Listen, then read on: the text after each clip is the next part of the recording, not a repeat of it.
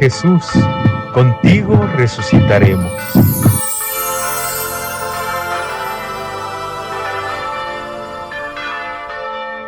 El Señor esté con vosotros. Y con tu espíritu. Lectura del Santo Evangelio según San Juan. Gloria a ti, Señor. En aquel tiempo dijo Jesús a sus discípulos: si me conocierais a mí, conoceríais también a mi Padre. Ahora ya lo conocéis y lo habéis visto. Felipe le dice: Señor, muéstranos al Padre y nos basta. Jesús le replica: ¿hace tanto que estoy con vosotros y no me conoces, Felipe? Quien me ha visto a mí ha visto al Padre.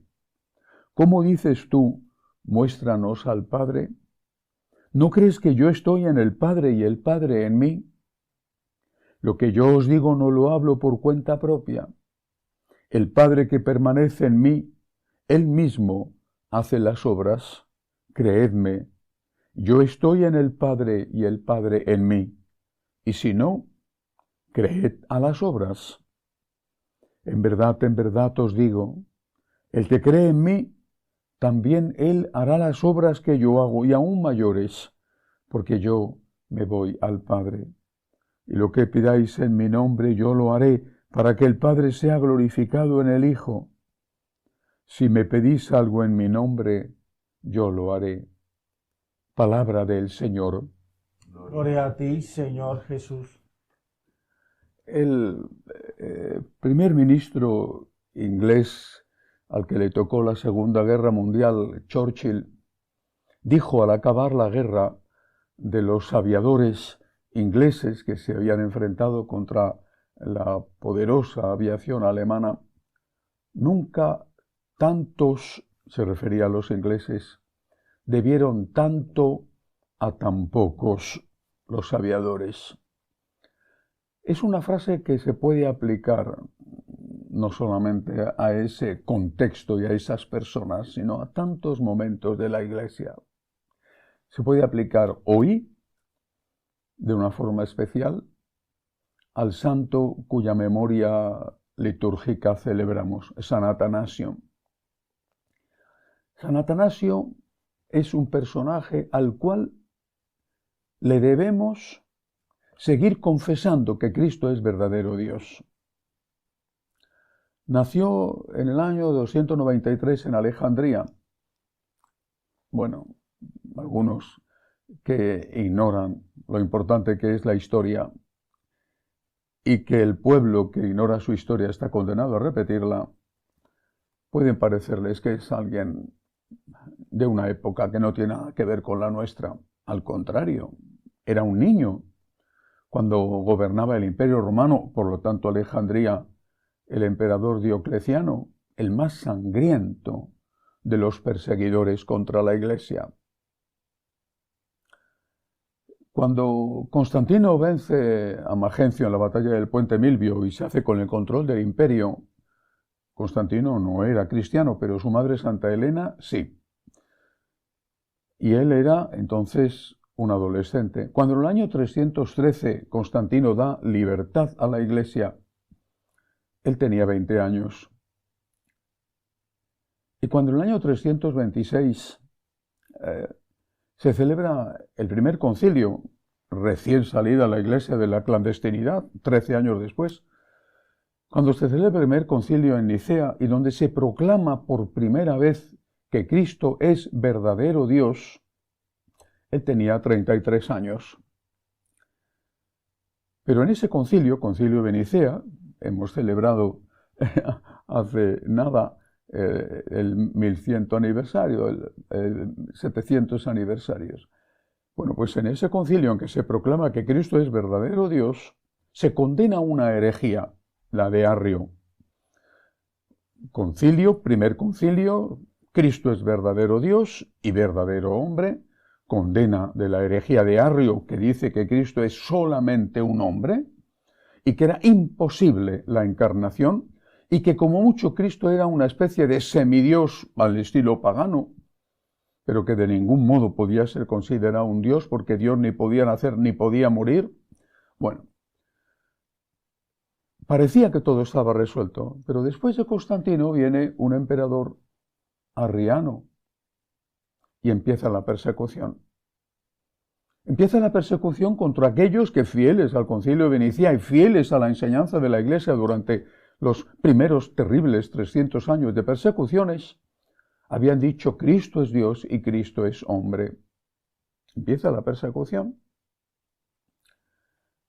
Hubo un momento en la historia de la Iglesia en que solo un pequeño grupo de obispos seguía confesando la divinidad de Cristo. Esto es una realidad, esto es una historia, esto no es una leyenda ni un invento. Hubo un momento en que la inmensísima mayoría de los obispos eran herejes. El pueblo no. El pueblo seguía diciendo Cristo es Dios y María es la Theotokos, la Madre de Dios. Cristo es Dios. ¿Quién fue el campeón de la resistencia? San Atanasio, el que hoy celebramos. San Atanasio, con muy pocos obispos más, casi ninguno. El Papa, que le había acogido en Roma, el Papa Liberio, el que manda a construir la Basílica de Santa María la Mayor, el Papa Liberio le acoge a San Atanasio en Roma y le defiende cuando es expulsado de su sede arzobispal patriarcal de Alejandría, donde había sido nombrado patriarca. Es expulsado por el emperador y allí se pone un patriarca arriano. El Papa le acoge y le defiende. Pero cuando el emperador mete preso al Papa Liberio y le tiene preso una temporada porque le obliga a que apoye él también al arrianismo y que abjure del decreto del Concilio de Nicea, el Papa no lo hace, no reniega, pero el Papa se distancia de San Atanasio. Quiere volver a Roma y tiene que pagar el precio y lo paga. No de negar la divinidad de Cristo, no lo hizo nunca, pero sí de no apoyar a este santo defensor valiente de la divinidad de nuestro Señor.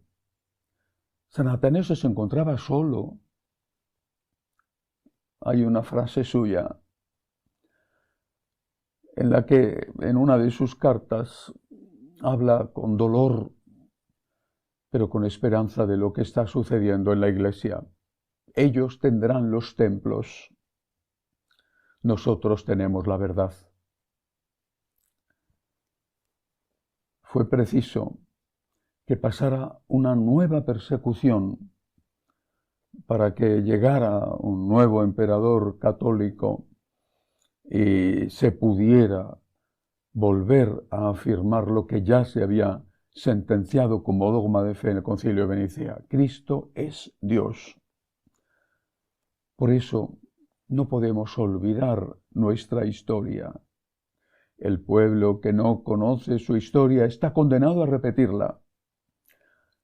Y nunca tantos hemos debido tanto a tan pocos, y en especial a este gigante valiente que fue desterrado 4 veces de su sede episcopal, que fue negado parcialmente al menos por el propio Papa de la época.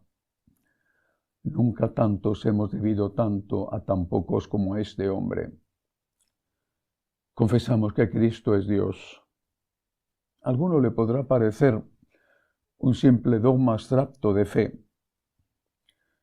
Los católicos primitivos sabían muy bien lo que decían y lo que afirmaban. Porque si Cristo es Dios, y sólo si Cristo es Dios, Él es el Redentor. No fue un hombre inocente, torturado. ¿Cuántos inocentes han muerto torturados? ¿Cuántos? Millones y millones y millones.